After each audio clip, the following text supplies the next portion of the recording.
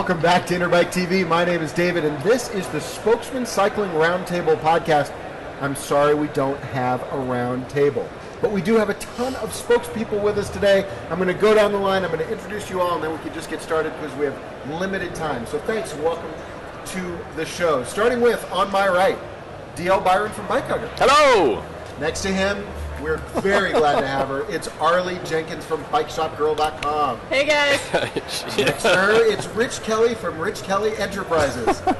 Hello. Next to him, it's Jim Moss from RecreationLaw.com. Cheers. Ladies and gentlemen, behind Jim, it's Tim Jackson from TimJacksonEnterprises.com. Hello, everybody. And to his left, having had a couple of I don't know what they were, adult beverages. They were complimentary cosmopolitans. He ate all my fruits. Hello. So, all right, folks, let's get started. It's been another good day at Interbike. Some of you have brought visual aids, so you get gold stars in the grade book for that. I want to know, what have you seen? What's been interesting? Some of you we talked to yesterday, so I'm going to start with the lady. Oh, of course. Arlie, let's talk a little bit about the show from BikeShopGirl.com perspective. Yeah. From a woman's perspective. Strippers and dunk tanks. Is the bike industry getting it yet? We're getting there. We're Okay. getting there. So more products, a lot more products. The issue is we're still shrinking it. Still shrinking and pinking? No pink, just Okay. shrinking. There's still guys that are 5'6" that need smaller products, and there's still women like myself, 5'10", that don't fit in women's products. Yeah. But there's a lot more product for women, so that's a great thing. And people like, Hydro Pack and Osprey and things like that are branching out, which is exciting. From a full bicycle perspective, is there one company more than another that gets it? Any of the larger brands that really get women-specific bikes? There's several. I personally like Specialized just because they do that whole subtle, sexy black dress really well. And I'm really excited to see what's coming out with Giant right now. Really? Jackie with Liv, they're doing really nice product that isn't pink. It's hot pink like my glasses, but Guy would rock it totally. Tim, you're nodding in the back. Why is that? I think that Giant has done a really good job over the years of addressing the women's market. They were one of the early ones to get in and not just do the quote-unquote shrinking pink. I mean, they had legitimate product, and they had women behind it from the very beginning. Yeah. And you still see a lot of brands that are selling women-specific product that don't have a woman in the company. And it's not that it can't be done. I mean, I was doing the women-specific product for Mozzie, so it can be done. Look at you. I know. Well, I'm comfortable with my, metrosexualness. I've been addressing the women's market my entire life. Peanut gallery. This is what we restraining want to know why orders he was because on of that it. end of the couch today. Now we know. So I mean, it's getting better. It's getting a lot better. But they've done a really good job for years. Good. Excellent. What about from an apparel perspective? Are we getting beyond? Yes. Okay. Where are we there? I think we're there. I believe that it's now up to the shops, the distributors. They need to sell it to the folks that are going to put it on the women, and the shops have to step up to the plate and not have nasty, gross stores and clean dressing rooms. And clean toilets are very important Clean to women's toilets. toilets. Yes. And they need to be more welcoming to women. I know my Yeah. wife, she always tells me when she walks into a store and she knows a little bit about bikes, she feels like they're always talking down to her, or if they're not ignoring her. And I think that's an issue. You're nodding again. Yeah, all of what she just said is absolutely true. And there's because I've done the apparel business as well, and apparel for bike shops is hard to begin with. Most bike shops don't get apparel. Because it's something that's just not. It's not bikes. Is it it's that they're difficult worried? because it's hard to sell. And hard to compete with online. If you're a brick and mortar shop, it's hard to compete with online. So there are issues there for that. And with women's, it's even more so because they don't have women buyers who can show them this is the pretty color or whatever. Yeah. So, and to that point, I have to throw a shameless plug out to my good friends at She Beast because they're back in action. A very good friend of mine, Jill Hamilton, is the brand manager there, and she's doing a really good job. So I have to. And I'm amazed at the loyalty that former She Beast customers still are like dying. Like, still have. When can we get this stuff? I was amazed when I saw And that. Jill was telling me that there's a lot of people, a lot of women who feel like, oh, it's so good that you're back, and it's so good that you're reinvigorating the brand, and all of and they do want to be loyal to the brand. I think Terry has a bit of that. Terry as well. is very much the same way. Yeah. Awesome. visual aids. You brought a visual aid. I did. I discovered down in Tiny Town, downstairs, which is a lower floor where smaller booths are. I discovered this little Kickstarter project. It's the lab. It's called the lab, not called. I'm going to call it Tiny Town. It has a little train. I a call little it the train Island you go of around. Misfit Toys. It's a Kickstarter project, and they're working on getting the funding down. I think they're 20 days away from it. How much I just are they looking tweeted for, it. $80K, I think. Okay. I think so. I just looked at it on my phone, but it's a Bluetooth wireless speaker that you mount on your handlebars, and has a nice speaker, waterproof, and all that. And I think the Kickstarter community, the maker community, could do well in the bike industry. I covered that lock, that titanium lock, and there's been other projects. So I expect we're going to see more stuff like this. From a marketing perspective, I have to ask, I'm going to be cynical now for a moment, is Kickstarter just a way to get paid to market your product, Rich? I was saying we listen to the same podcast. Yeah. I know it's been a topic. I know we do. We've talked about it is. Yeah, go ahead. No. I haven't played the Kickstarter game yet. I've been kind of tempted to, but I mean, you would know a lot more. But I know someone who has played the Kickstarter game. Neil, you've played the Kickstarter game. Is it? I have. For you, now I know that it was you needed equipment and you needed to get funded, but did you get a marketing bump from it as well? We did. For us, it worked out really well. We put together a video, and we got more fans, people interested in it, and some people subscribing for $20 to $100, a couple even more, and it worked out good for us, and it helped us get my show, Tour Chats. Sorry, some equipment when does that air? We have a show this Sunday, the 23rd, about cyclocross. So it helped us get equipment, and it shows people who want the show, because our show is very mom and pop, just as doing it in my office, and it helps the fans who want to see a little bit of higher quality, and we're able to do that. Yeah. Well, I think what I'm seeing most companies do on Kickstarter is using it for pre-orders. Okay. Pre-order this product, you get some special insider deals, you get levels of reward for getting involved, and I think that's what most people are doing. Is they have a great idea and they're kickstarting it. Now that wasn't originally what Kickstarter started to do, right? And it was meant to help artists in this book that I've been wanting to write and all this kind of stuff. But if there's a way that people can do it, but I do have a concern, and I think we've talked about this before, is using Kickstarter as a PR play seems disingenuous to what the community is about. Now, at the same time, people are going to cash in, and that's what they're doing. But when I get PR campaign from PR people sending me, we're on Kickstarter, I become a little skeptical that it isn't just a guy in his basement who came up with a great idea and no one paid attention to him. Yeah. A little bit different. Makes sense. Okay. Who else has visual aids? Well, Arlie brought something. Arlie's reaching for it. Oh, that is a cool helmet. High vis yellow is the hottest thing. What is the deal with that? All of a sudden it's like... We don't want to be run over. Oh, that's true. Right. It's a good point. High vis green. Yeah. Anything bright. You saw it in the Olympics. Yeah. All the runners in their flash yellow Nikes. That's... Yours goes... You can go ahead because yours is next. Okay, wait a minute. Before you put it away, what is it? Oh. Sorry. It's all about the color. It is really all about color. So this is the laser. This is the suite. It's urban commuter. It's got a light in the back, ventilation, and then you have your little rain gutter. This is a laser suite. I just like for the color, and it fits my head really well with ponytail holder. Important for the ladies. Yeah, absolutely. It's funny because Specialized was also, they've got on their new women's helmet, there's a place for the ponytail to go through, and I just thought, brilliant. I mean, somebody thought about it. Yeah, and actually looked at a woman riding a bike and went, oh, she's got a ponytail. Oh, it was Bell or Giro that did that years ago, too. Oh, did they? A long time ago, with, Nice. with their rock lock system. Yeah. They I don't have want to the have to hole pull in it the back. through, though. This has just a cutout. Yeah, makes sense. Excellent. Rich, what'd you bring besides the beer? Well, on the theme of colors, I also noticed Yes. the runners at the Tour de France, the Olympics this year.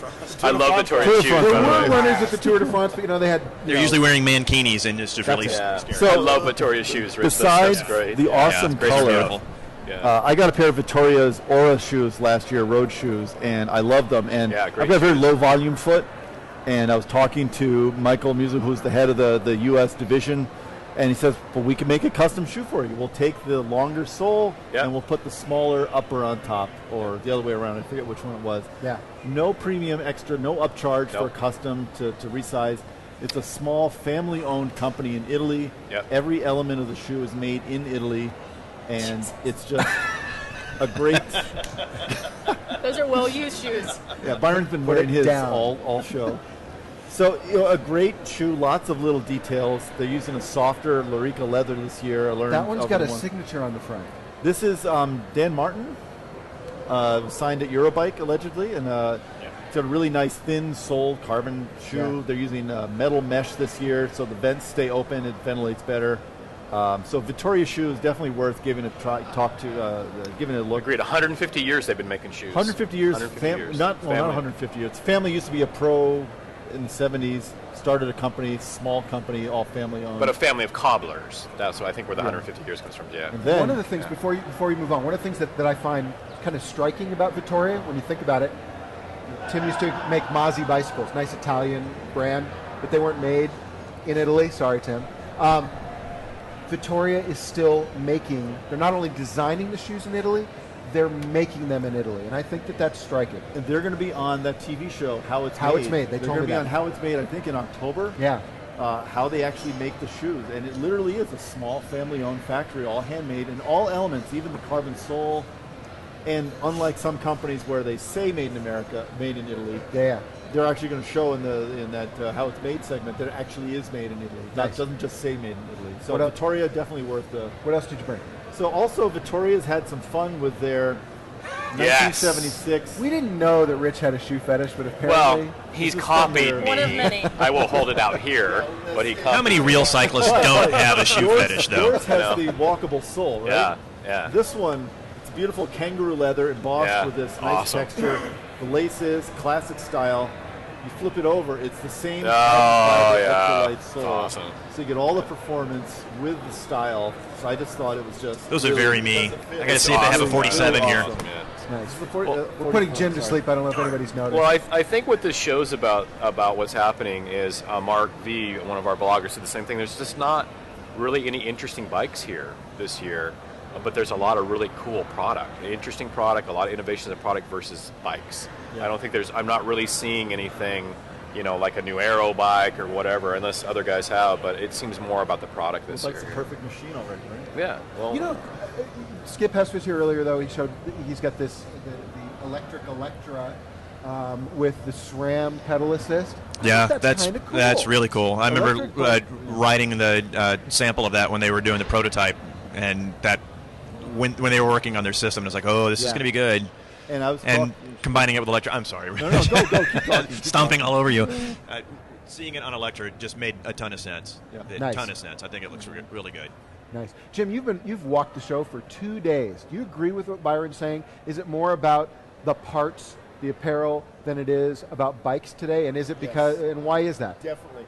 Well, I think one of the things that always happens is when you have a bad economy, you lose money in R&D. And bikes require more R&D than some of the accessories. We can make changes in accessories for a lot less money than we can make changes in a bike.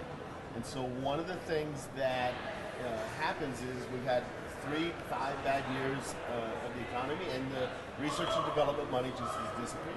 Interesting. So you're just seeing newer, smaller. except if you're buying open molds and putting skull and bone decals on it. Tim has another thought. One other thing to keep in mind, too, that maybe why part of the reason why we might see a slowing in the development of product is because of the UCI process now. You got to go through that. Right. You have to go through that if you're going to have a product that's going to be raced on. So there's only so fast you can go. You can that if you them, mention that so to many they can do at a time. Yeah, so mention that to Steve Head. They are a little bit backlogged with stuff. Nice. Yeah. Arlie, you're in bike shops every day. I mean, that's your job, right? With QVP, you're out there and you're talking to bike shops every day. Is it true what Jim is saying? I mean, are we at the point where, how is the economy now affecting retailers? In the southeast where I am, Yeah. they're going gangbusters. Really? Up 20-30%. So that's a pretty positive sign there, Yeah. Jim. So, and I'm excited to see accessories because in a bike shop, accessories where you make your margin. Accessories and labor. Exactly. So if we can accessorize that person that maybe already bought a bike last year, giving them. A round of beers is coming in. So I was talking to Harley there, but all Thank you very much. this is very important. Thank you. Our waitresses seem to have arrived. Well, keep them coming. thank you, everyone. Well, cheers, everyone. That's very nice. Courtesy of Cliff Bar. Thank Very you. nice. Very nice, Cliff Bar. So, Thank you. And I'm excited because as a woman, right, we like to buy stuff. Men like to buy stuff You too. like stuff too, but I can walk Thank in you. and today I need socks, or tomorrow I need a handbag or new shoes. Right. And that's what's going to spur this industry. Because ahead. if you're going to buy a bike, you bought the bike, but Yeah. now you want to buy more stuff, and so having a lot of these parts and accessories are what's going to keep driving that growth in the bike shops. The biggest growth that I'm seeing is accessories in the things that most shops, are you listening, bike shops, don't think of. The lifestyle pieces. And then for women, it's that $3,500 Di2 carbon bike. Really? Yeah. DI2 is selling. Wow, nice. Let me tell you what I heard, which is sort What, of despite the stupid name. I was talking to Coca-Cola the other Right. day at the demo, and they told me that they're phasing out of mechanical. They only expect to sell electric vehicles in the future, only to the high-end Peloton. They won't be selling mechanical groups very soon. But Well, that's but does contrary any- to DA9000, which is mind-blowingly awesome. I mean, But how many people can buy a bike that has an electric shifting group on it as their beginner bike or their intermediate bike? oh, right, okay. Is Candy going to phase himself totally out of the U.S. market? No, I think what they're putting that in context of is the high end. I could see that. They said In no time, mechanical in 5 years. I think they probably still mean that in the context of the high end stuff only. The lower end groups, I can't imagine they're going I to do a certainly- Centaur group that's No. electric. And I certainly don't see gonna Shimano happen. saying that. Yeah. I mean, No. I just don't see that that's going to happen. And SRAM is committed to cables. Hey, can I want to sort of shift. I want to come back to your next visual aid in a minute, but first I want to shift. Question, Neil. You do the pro bike beat all the time. I mean, that's what you're talking about on tour chats. I saw George Hincapie. I saw Mario Cipollini. You saw Cipollini today? I did and see you didn't Cipollini. call me? I'm sorry. Dude, you got to call me when Cipo's in. He's here right now. Yeah, I saw Where's Tommy Cipo? Danielson. Indurain. Indurain, of course, but I didn't see the usual number of athletes that we see. Thoughts? They're all laying low. I think it's a There's couple of drug testing things. at the door. One, we got world championships going on right now. Great point. So, your Taylor Finney's, your marquee guys are gone. They're And still speaking racing. of Taylor Finney, tell everybody how he did yesterday. He got second place in the time trial, lost by 5 seconds. That's If memory awesome. serves me right. Cheers, So Taylor. those guys, cheers to Taylor. So your marquee guys are going to be still racing. A lot of the guys are just plain sick of bikes right now. I've been interviewing some bike riders, and they're tired. I was interviewing Jay Keogh of United Healthcare.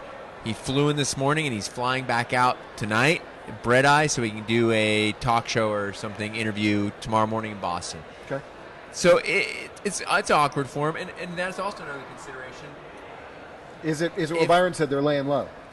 I think possibly some of that. I mean, I've had conversations with That's very distracting.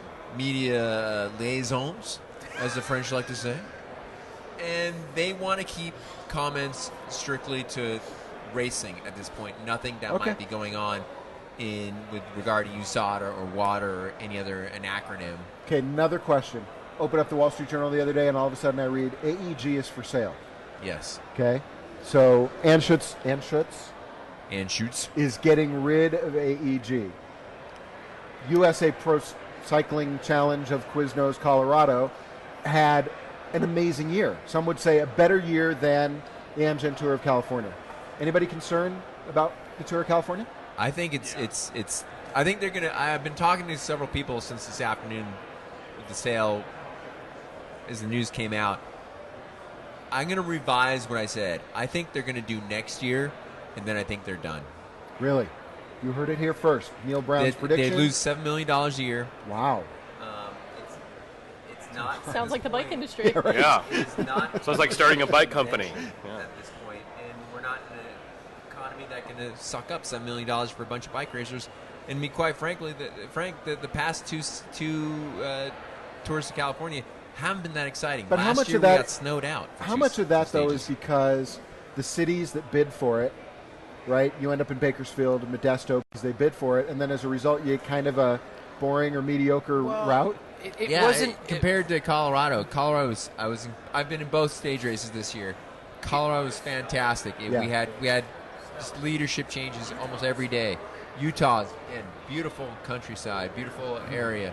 Your neck of the woods. I think, Dave, you've ridden most of those stages. Yeah. We did a putt. We did a Fred cast on. But California was tough because it just California wasn't a good is race. Kids who may not know geography, because I know we're not really good in that country, in this country about that. California's a big place.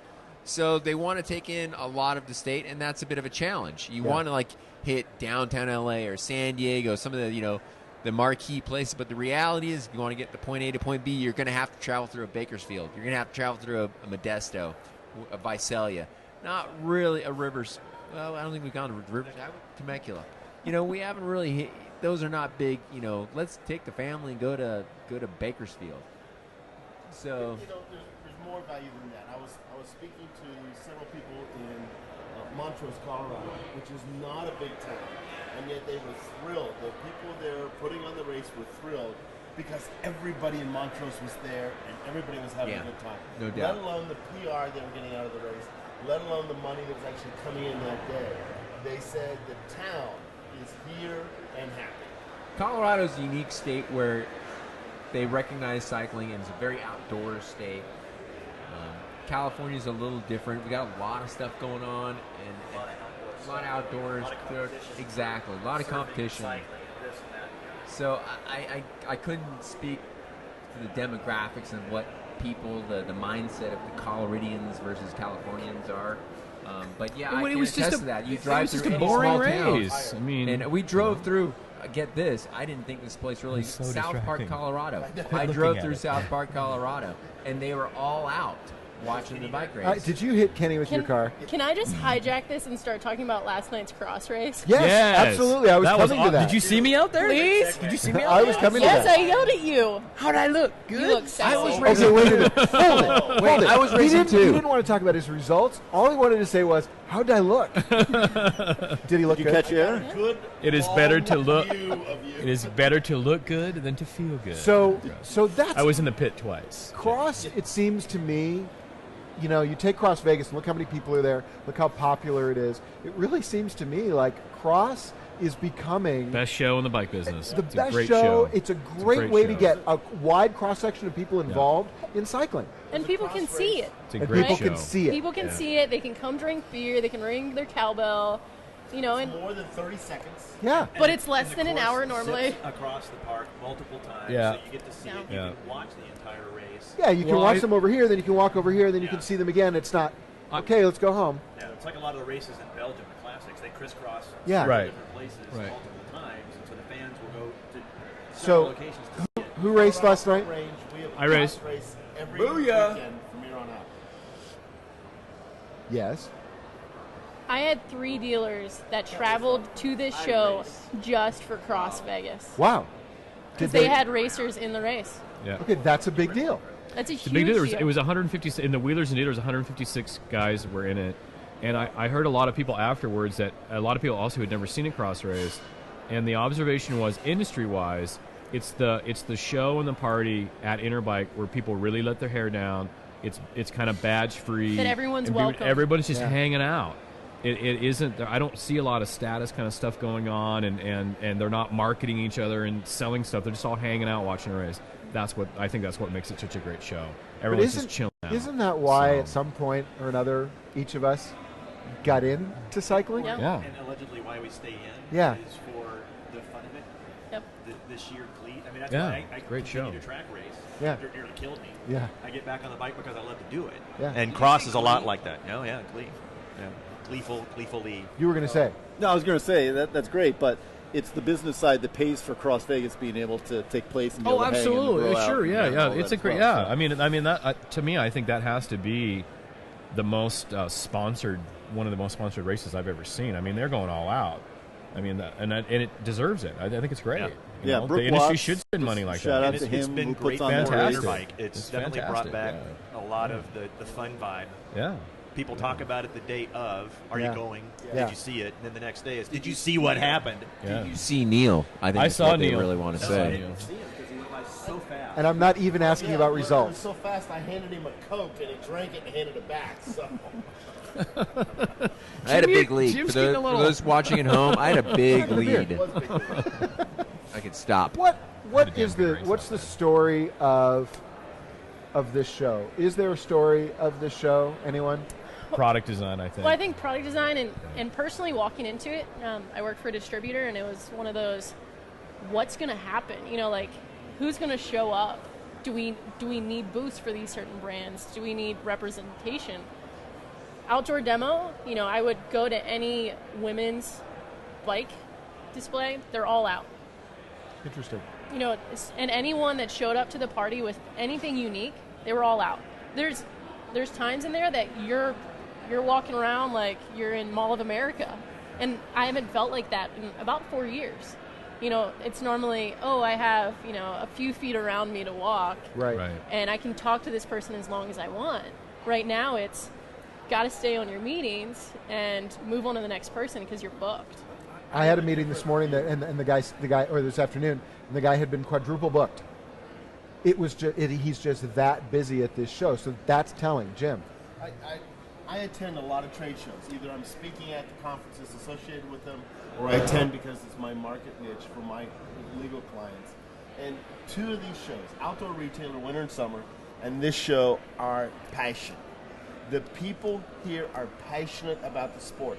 So as much as it is product and selling, and Well, we don't have money, retailers- so it has to be Right, passion. so it has to be passion. Exactly. You love it. How do you make a small fortune in cycling? You start with a big one. So you get to, people, and you walk down the aisles, and you're late for every appointment, not because you didn't leave early enough, but because you ran into so many good friends and so many people, and somebody you'd like to know. Yeah, Me because too. you're talking. You're Yeah. talking to some great people. And that's passion. We're here, and we're going to continue to come, even if there's not a lot of bikes on the floor in some cases. Now, we got to keep the bikes coming to justify the show. We got to keep the accessories coming to justify the show, to justify the retailers coming. And we need to support our retailers a lot more. And I'm not sure how to do that. We need more but- seminars. You think more? Here similar? at Interbike. ingredient of the success of the show. Really? They need to be 5 an hour to pick from. You need to get the retailers to go to the You seminar. smell good. I think there's sometimes no- I think sometimes the retailers don't even too. realize Have that the a seminars nice- exist, Phil. There's not enough time for the retailers to see what they need to see and go to the seminars. That's the problem. We'd have to we'd have to add a whole day of seminars just for the retailers. I go to a lot of conferences and trade shows. I get paid to speak at a lot of those. Like the National Cave Association. At the Association of Independent Camps. No, it's not. That's no, that one I don't get paid at all. Yeah, I don't know if it's Are you using rescheduling, French but soap? I might have. I stayed at Treasure Island and I used their massage lotion. But You were saying. Hi, my name's Jim. our retailers need to come out of here. She smells very good. I don't- Yes. Our retailers need to come out of here not only passionate about spending money, but more educated. It's the only time a year, other than maybe Sea Otter, that they're all coming together. Right. And we need to be, no pun, empowering them. So let me tell you what Byron normally says at this point. He Which says is? there is no trade association. Correct. There is we lack that That's absolutely education, advocacy, a group for As a trade regulations. association, you're Right? right. Well, we Yes, keep yes, there talking is. about, and I know you guys are agree. tired of hearing it, carbon clinchers, right? And Paul Liu from Reynolds even says, if we had standards, but you're not going to get standards, you're not going to get the kind of education you're looking for without a trade The association. bike Well, it's industry used has the term other than standards? Yeah, right. Right. Standards? Oh my God. Yeah. Low, but they exist. Well, we're talking my Well, world, it's and parts that's of scary. It's. I mean, we kind of were going to talk about the industry breakfast yesterday, but we never got to it. Yeah, What yeah. John Burke from Trek talked about. We have these organizations, and all the things that we've achieved in bike facilities and bike spending and infrastructure has been from small, actively. Democracy works for those people who show up, And he said, and I thought he was going to start naming names, but he said, of the top 15 suppliers in the bike industry, there's 4 that are not participating in Bikes Belong and the other major advocacy groups. They have to. Everybody's got to stand up and participate. But that's a little different. We're not talking about than advocacy. education. But hold on, different. that's We're a talking little about bit- technology. But it's the same thing with education. Where's Trek at? There's Hold some- on. Where's Trek here? Well, that's another topic for discussion. Show up for the show. But it's like, I saw the board for seminars this year. It's like microprint. It's Yes. a meter board, so it's over, it's like 2 meters tall. You have to get up about this close to be able to read what's on there. There's a lot of great education going on. I remember from my time in Interbike, only about 36% of the show actually goes to any of the educational seminars. Right. So it's a short time. You got like a day and a half to go to the But that's what I think business Arlie and was do- saying, that you talk about scheduling, right? We've got 3 days for the show, 2.5. We've got 2 days for outdoor demo. And if you're a retailer, when will you fit in the education? So maybe it's It just should be in the morning when we're working off our hangover. Okay. Oh, well, everybody's nice and Having attentive. spoke and tried to educate to a group of hungover people. That's Lawyers. thrilling. Have you ever walked into a bike shop and tried to buy something from them? Oh, only late in the afternoon with a 12-pack. True story. Cheers to that. Yeah, Yeah, good, cheers good, to that. good, All good. right, we should move on. Yes, please. So the story of the show is We have hope. Product design. we have hope. Yeah. And it sounds like we have an improving economy for bike dealers. I have not talked to anybody at the show who is having a bad year. I've not talked, and this is one of the questions I ask every booth I walk into. How are things? Is it a good year, a bad year? Overall, I mean, there's no one has told me they're having a mediocre year. A lot of booths have told me they're within striking distance of their best year, which is pretty amazing. The same thing happened in the outdoor retail trade show. Nobody had bad years. I was so frustrated. I would leave OR and I'd read the USA Today say the economy's in the pits, and you come into this show, same thing. Everyone's happy. Everyone is having a good year. Maybe some of the retailers individually aren't, but overall the exhibitors here, the manufacturers, are having a good year. The people that are globally conscious, like I was talking to some of the Taiwanese people that I deal with, there's concern about Europe. Not to dive too deep into Yeah. world economy, Yeah, no, but I there's a understand. real concern about where Europe is going Yeah. because the U.S. is doing pretty good, but there is some concern globally that Europe is not going to be able to pull its weight. And that's where we're going to have to leave it. Wait, where are we going? So from here, Byron, where are we going? Mobile Social. We're going to ride down the strip to Old Town Fremont, and we're going to have a block party down there sponsored by New Belgium and Turn and Nog, and it's going to be fun. And Jim Moss, who wrote, I arguably the best athletic release I've ever read. Absolutely. So I'm again, going we to said- post it online so you can all can read And it. we said it yesterday. If you're Yeah. going, you got to read the whole thing, and if Yeah. not, it'll be on the Yeah. Bike Hugger website. We're going to go around. Everybody, tell the folks watching who you are and where you can be found. Jim. Hi, my name is Jim Moss. Google Recreation Law, Twitter Recreation Law, search Recreation Law. You'll find me. Thank you. And speaking at the National Cave Association. And speaking at the National Game Association next week in Deadwood. And they're paying South you to Dakota. do it. Awesome. And they're Rich. Rich Kelly, you can find me at Twitter at Rich_Kelly. Tim. Oh yeah, 2 wheels and half a brain, and at Tim Jackson at Twitter. Awesome. Neil. You can find me at Neil Road, NeilRoad, and my blog at neilbrown.com with an E on the end of Brown. Just no. E is silent. It's Just Brown. French. Awesome. Brown. Arlie. Arlie Jenkins, bikeshopgirl.com, Twitter, bikeshopgirl.com. Perfect. And Bike Hugger, and also now a contributor with Wired. What's your 1-900 number? I do not have a 1-900 number, but I am now contributing to Wired. There will Sorry, be who are you contributing to? Wired. Very congratulations. That's Thank you, awesome. thank you. And I'm David from the Fredcast, and we are at the Spokesmen Cycling Roundtable podcast. You guys, it's awesome seeing you all. It is Agreed. great having you here. Please Let's go join for a us strip ride. more often, he said to Arlie. Move to Friday. And move don't to run Friday. past me in the casino like that. I was going to It's Las weird. Vegas. It's weird. It's awesome. This is the Spokesman Cycling Roundtable podcast. You can find show notes and more information about the show at www.the-spokesmen.com. For me, Fredcast Cycling Podcast at thefredcast.com, and I'm on Twitter as simply Fredcast. And this is Interbike TV. We are going to be back tomorrow morning, bright and early, at 8:30 a.m. Pacific time with Good Morning Interbike, another full morning of shows. So join us if you would at interbike.com/live. But for now, the spokespeople have spoken. Cheers.